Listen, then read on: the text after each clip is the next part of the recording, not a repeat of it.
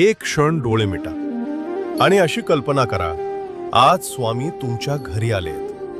दार उघडताच समोर स्वामी उभे आहेत. शांत चेहरा, डोळ्यांत माया.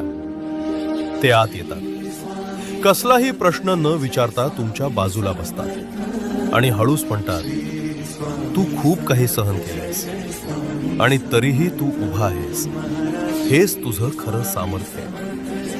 जे तुटलं ते तुला कमकुवत नाही तर शहाणं बनवतं. जे झालं नाही त्यासाठी स्वतःला दोष देऊ नकोस, कारण योग्य वेळ नेहमी योग्य उत्तर घेऊन येते. स्वामी तुमच्याकडे शांत नजरेनं पाहतात आणि पुढे म्हणतात, आयुष्य तुला तोडायला आलं नाही, ते तुला घडवायला आलंय. त्या एका क्षणात मन हलकं होतं, श्वास शांत होतो आणि आत कुठेतरी नवी उमेद जागी होते.